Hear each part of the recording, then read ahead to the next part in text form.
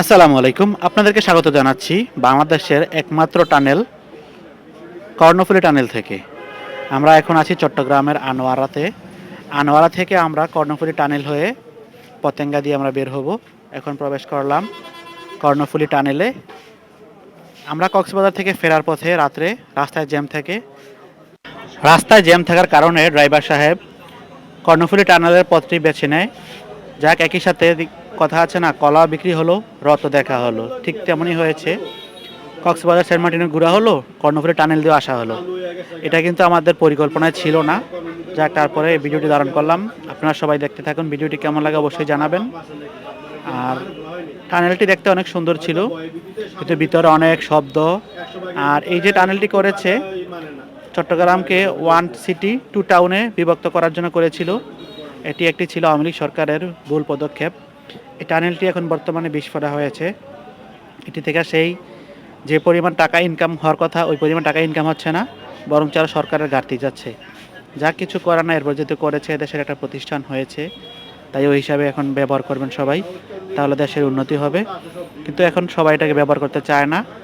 এখান থেকে বের হয়ে যে রাস্তাটা এখন অনেক সরু রয়েছে।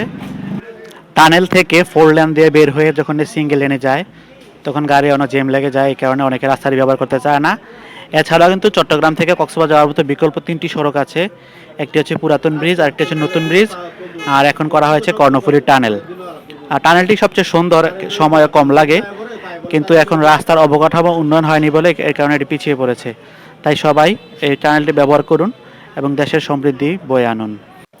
এই টানেলটি 2023 সালের 28 অক্টোবর উদ্বোধন হয়।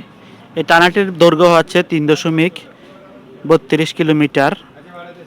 এই সুড়ঙ্গটি বাংলাদেশের প্রথম সুড়ঙ্গপথ এবং দক্ষিণ এশিয়ায় নদী তলদেশে প্রথম ও দীর্ঘতম সুড়ঙ্গপথ।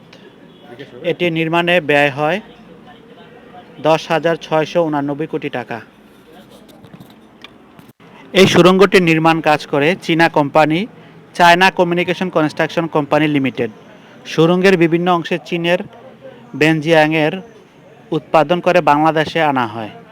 2022 সালের মধ্যে সুড়ঙ্গটির নির্মাণ কাজ শেষ হওয়ার কথা থাকলেও 2023 সাল পর্যন্ত নির্মাণ কাজ অব্যাহত ছিল। টানেলের প্রতিটি টিউবের প্রস্থ 35 ফুট এবং উচ্চতা 16 ফুট।